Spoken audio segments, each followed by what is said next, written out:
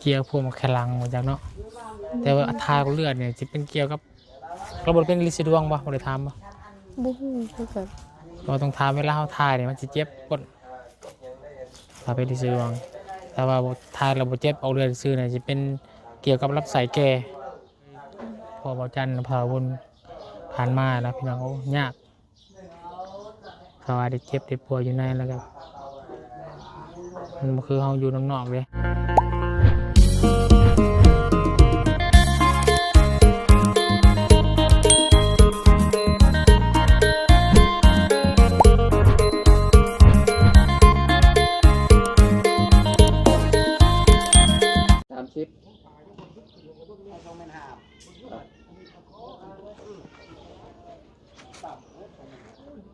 หรือว่า3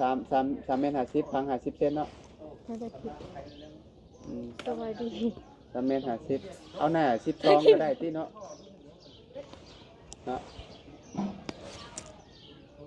หน้า12เจ้าสั่งอยู่ใส่อยู่อันนั้นบ่ยังก็สั่งอยู่บ้านดงบ่เสานะแม่นเสาอยู่บันดงเสาดินนะฮะเอาหน้า15เลยพี่น้องนะตอนนี้ทางอาจารย์เฮาผมมีบ่หน้า14แล้วกำลังมาพูดคุยเอา14พอดีเหรอบ่ต้องอันนั้นไปแล้ว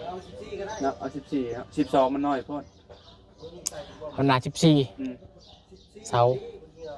พอดีเลยให้4เมตรโลฮะว่าเลยให้4เมตรโลให้4 เมตรโลเนาะขุดลงเอาเนาะเอาสิอันนั้นเอาสิเอาเป็นไม้หรือเอาเป็นดินเสานะเสาดินอยู่เลยเสาดินสิเอาเสาดินนั่นแหละ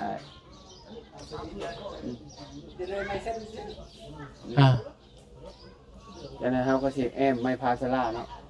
เอกระเทิบลงมานะเอกระเทิบลงมาเฮือนเรานะ3 เสาบ่คล้ายเครื่องกว้างเลยประมาณ3 เมตรแล้วเนาะ3 เมตรใหญ่กับงบประมาณเท่าไหร่คือมันใช้หลาย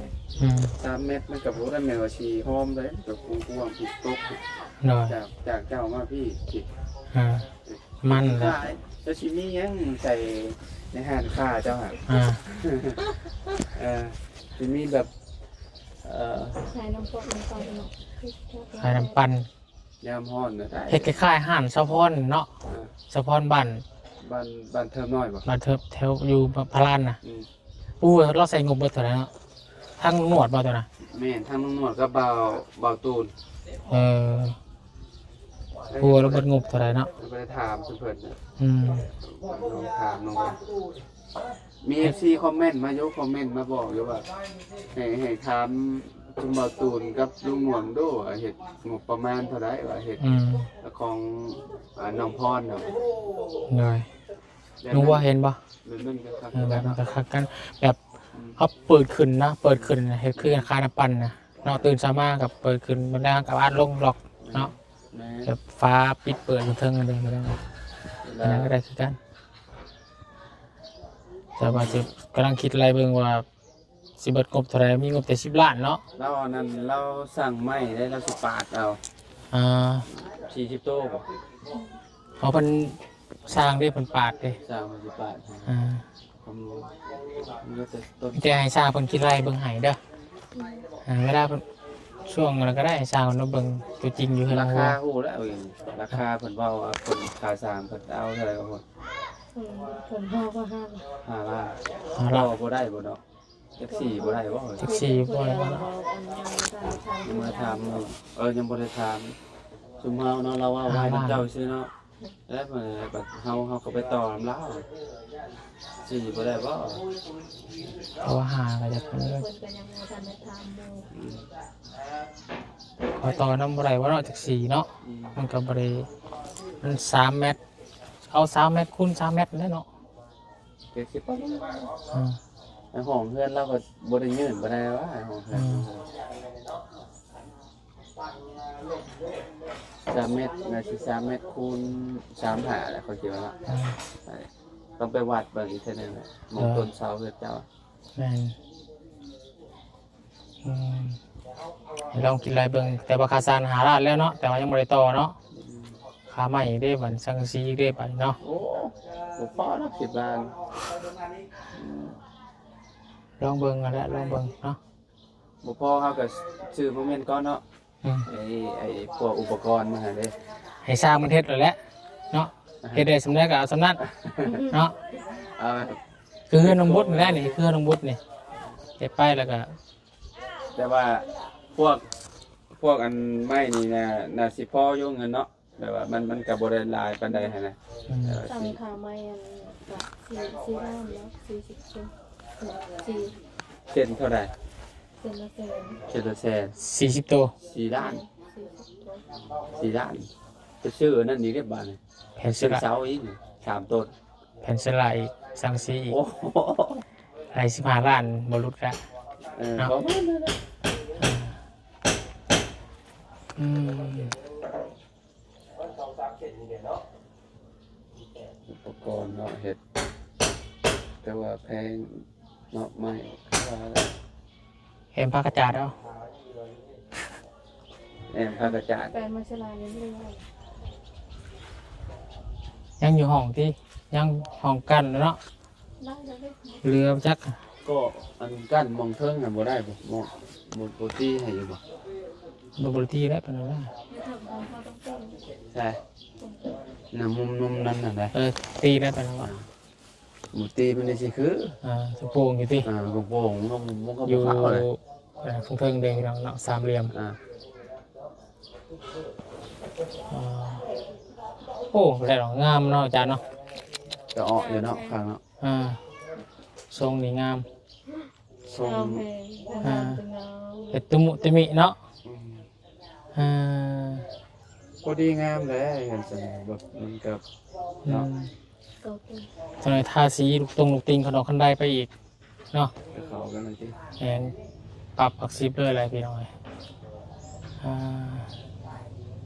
ในชุดถ่ายในที่สุดเนาะกะเรียบร้อยก็น้องบุตรเพิ่นพี่น้องเลยเมื่อกี้กำลังโอรบพูดคุยเนาะกับอาจารย์ลาวเรื่อง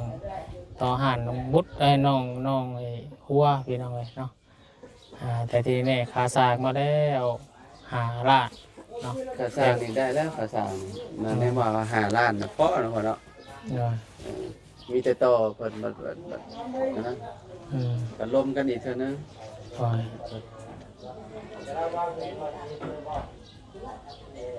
ให้สร้างมันขีดเทียนน้ำแหน่แล้วเนาะแต่เป็นรุดลุยน้ำแหน่พี่น้องเลย มื้อนี้เพิ่นสิแล้วเนาะเก็บอันนี้ติดผาตัวถึงว่าสิแล้วอะ มันจะได้แล้วแต่ส่วนเด็กกำลังปาดอยู่ ติดอันนี้แล้วก็สิใช้ประตูติ อ่า ใช้บ้าน ไปบ้านปีแรกขึ้นมารอบหน้าเนาะพอมืออื่นเฮา หามือหาเลิกหางานเลิกงามยามดีแล้วติ แม่น ขึ้นบ้านใหม่น้องบุตรแล้ว เกิดงานยามดีขึ้นมารอบหน้า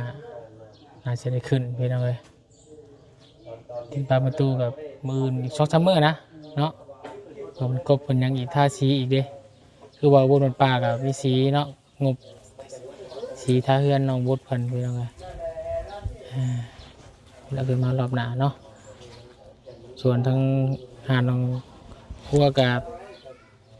มาเบิ่งอีกให้สร้างมันเลยใหม่มาให้ก่อนเนาะไม่เพิ่นนี่แหละขอสื่อต่อบ่ล่ะบ่เนาะเพราะบ่ขอสื่อต่อก็ได้ขอเพิ่นเนาะ เอาเพิ่นบ่ฮู้ว่าเพิ่นสิเอาเฮ็ดอีหยังต่อแหละ หนา15ก็เรือบ่บ่แม่นหนา สมมุติว่าเฮาเฮ็ดอันนั้นมันก็ได้แล้วนี่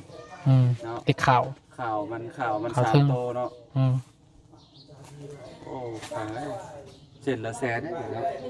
อืมเส้นละแสน 400,000พอดี อืม เอาบ่ ขอเดี๋ยวรุ่นเพิ่นก่อนเนาะลงเอาจานทีมงานก่อน ยัน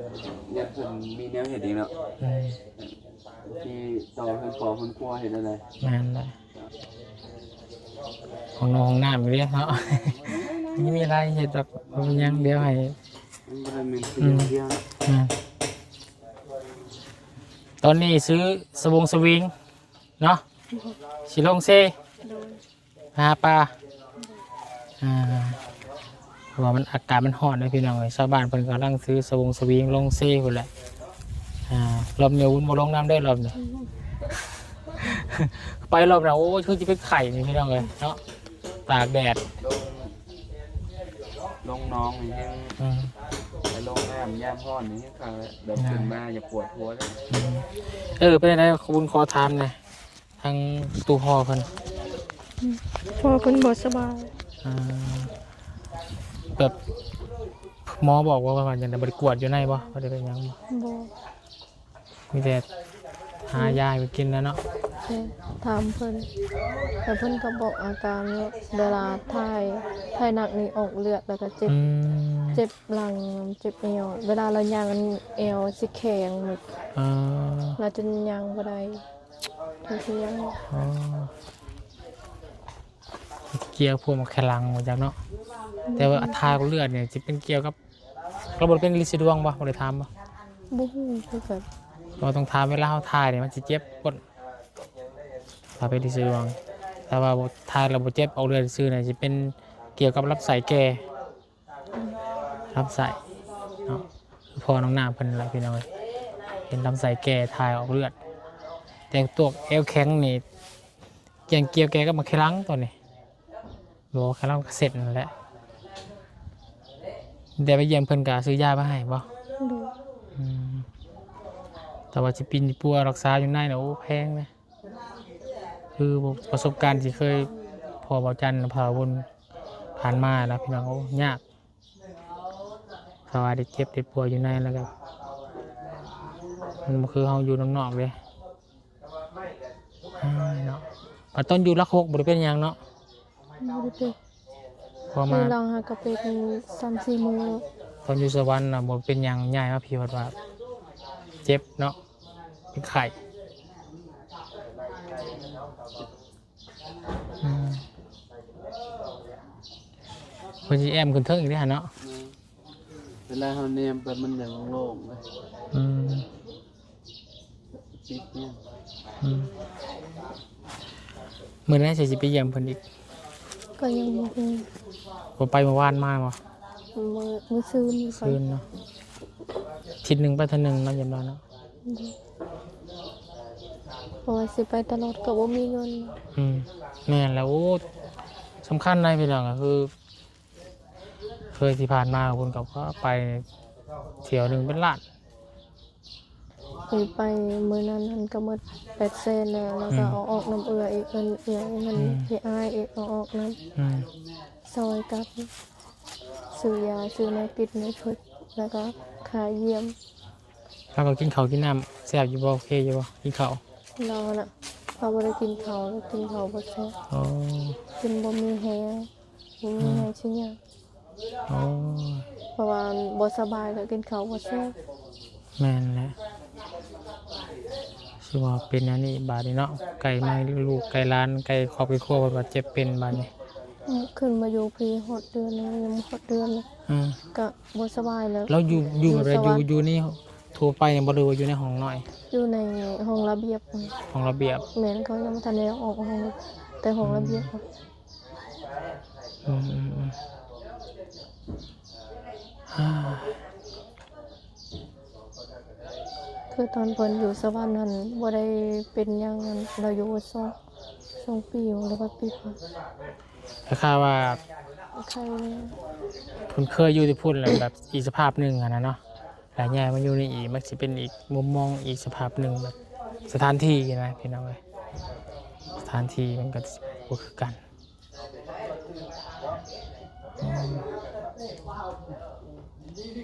มีแต่มันเที่ยวไปเบิ่งเพิ่นเอาแล้วเนาะ ถ้าว่าอยู่นอกอันใครเนี่ยเขาไปพาไปหาหมอมาไปตรวจ อืม หูแบบว่าเป็นโรคหยังอันนี้อยู่ในจังสิเฮ็ด ยากคือบุญผ่านมาเกินยากเขาสิแลนตามระเบียบระบบเพิ่นอีกเนาะแต่ละขั้นตอนเขาแลนปินป้วนนี่แฮง เพิ่นเงินหลายซุมอ้ายกับลุงจันทร์เฮ็ดเต็มที่เลยก็พออยู่ในยังบ่ทันพี่น้องเนาะพอเพิ่นครับคือว่าเราเป็นโรคที่รุนแรงโรคพอฝาวนเป็นโรคบีเกี่ยวกับบีเลยภายในโซสำคัญเลย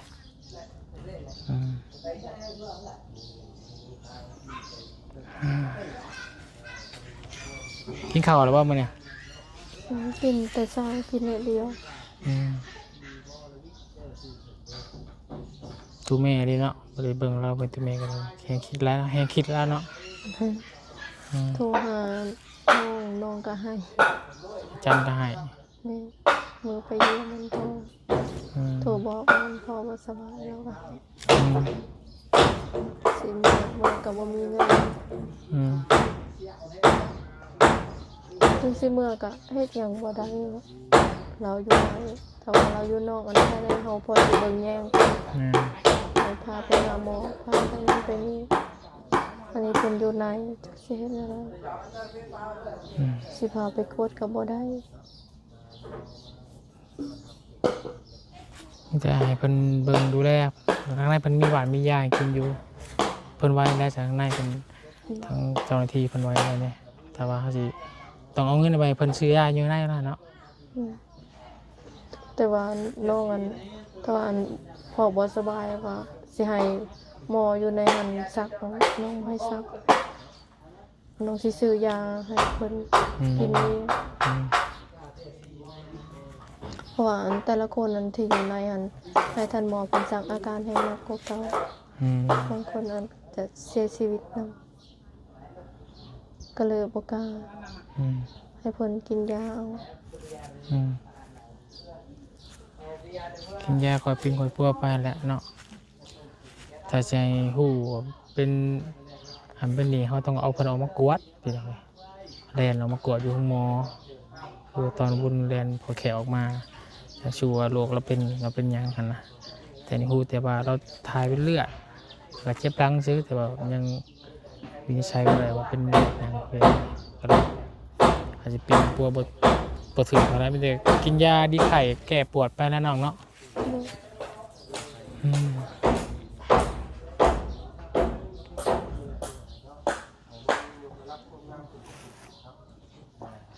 ช่วยจะไหนไปหน่อย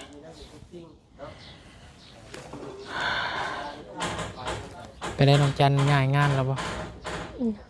ยังอยู่หัน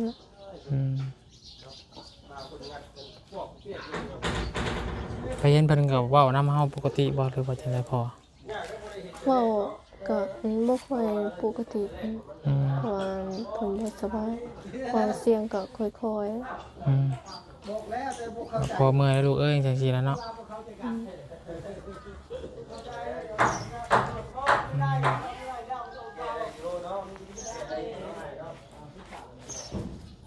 เดี๋ยวสู้ๆเอาแล้วน้องเนาะ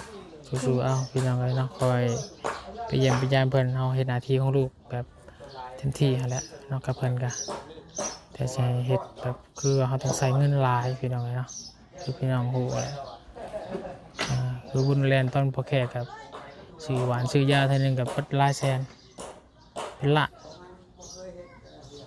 ก็ยังยืนเราไว้บ่อยู่ก็เพราะว่าโรคเราเป็นนักนะพอแขกก็ได้แล้วจอยลงปะจอยบริกินข่าวจอยแล้ว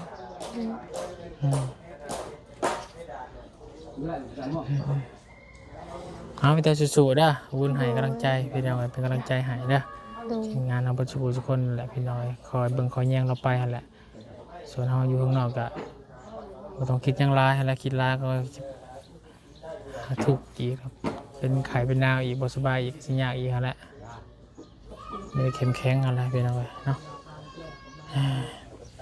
พาเดี๋ยวเอาเพื่อนน้องบุตรก่อนนะเสียเด้อจันวันจะลงสอนปลาทำกันเนาะสวัสดีสู้ๆพี่น้องเลยเนาะมาถามน้องหัวเพิ่นเรื่องพ่อพี่น้องเลยเนาะพอเราเป็นไข่เนาะแต่ว่าอาการกะค่อนข้างเป็นห่วงอยู่เนาะการเจ็บหลังว่าสั่นพี่น้องเลยเนาะเจ็บหลังแล้วก็ถ่ายเป็นเลือดเนาะ พี่น้องเลยนะครับมาอัปเดตให้พี่น้องไปชมพี่น้องเลยขออนุญาตขึ้นไปเบิ้งเทิงก่อนเนาะมาเถื่อยังบ่ขึ้นเบิ้งอยู่พี่น้องเลยปึ๊บโอ้กำลังแอมขึ้นเทิงเนาะปิดยันเทิง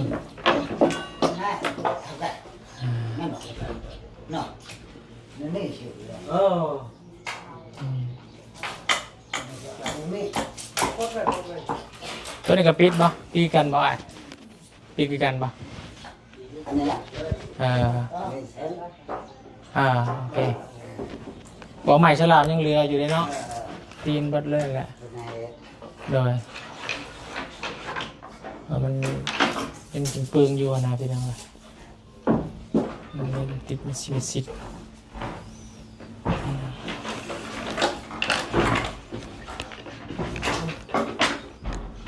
บอก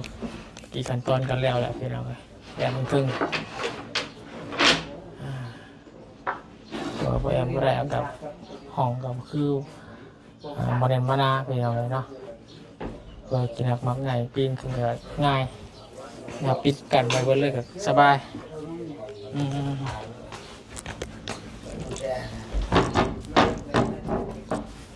อันนี้ลายใหม่กันงามเหลือแต่ขั้นตอนติดตั้งบานประตูโอ้น้องสาวเฮากำลังซอยเขาเมื่อไรจะขวดน้องเนี่ย2บอกมือละ2 ขวด1เขาให้ทั้งสร้างตอนเช้าขวด1ตอนเที่ยงบอกตอนเลี้ยง1บอกพี่น้อง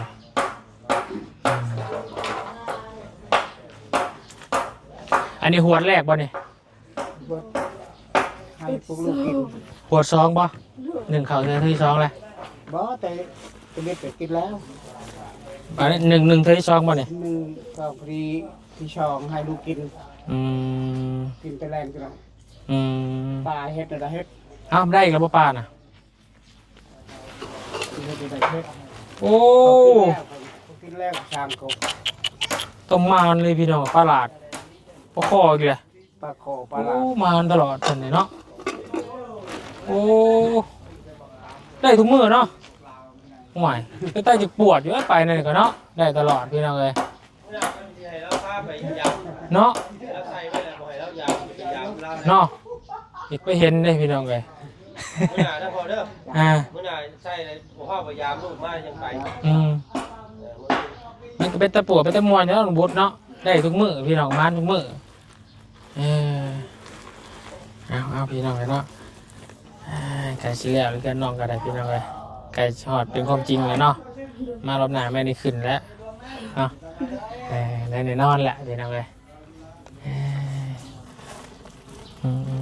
1 น้ำแล้วก็กับน้ำแกงมันก็แกงแล้วปลาของสาวนี่สั่งเพื่ออะไรแต่บ่ต้องซื้อพี่น้องเลยเนาะกับเขาบ้านเพื่อนแคมเซ่นี่เพื่ออะไรป้าแหละเรามา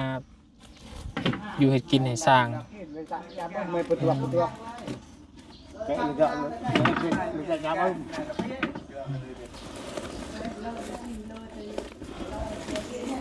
เอาให้น้องชี้ไปหาป้าบ้างมานี่นะไปสอนไปพี่น้องไอ้1 ข้าว 1 น้ำแล้วจังไปโดยแต่จะลงไปเบิ่งน้ำกันพี่น้องเลยเนาะเอาคือว่าไก่สำเร็จเด้อพี่น้องเด้อเพื่อนน้องบกกันเนาะจะได้กับโอ้ยพี่น้องเนาะขอให้ได้บุญได้กุศลหลายๆขอให้พี่น้อง FC พอทุกคนผู้ใหญ่ใจบุญคนที่ร่วมกันสมทบเนาะสร้างเฮือนให้กับน้องพุทธจนแล้วจนทัวพี่น้องเลยนะให้ได้บุญได้กุศลหลายๆเด้อเบิดสุขทุกคนพี่น้องเลยเนาะทุกคนขอบุญคุณขอบใจทางพอบุญทงเนาะที่ยิงกว่ามันแรกตอนนะเนาะ10 ล้านกีบพี่น้องเลยเนาะขอบุญคุณขอบใจทางพอบุญทงหลายๆเนาะแล้วก็ ทาง FC ทางฝั่งไทย 1,500 บาทพี่น้องเอ้ยแล้วก็ทางสองทางทีมงานเนาะทางบุญปลา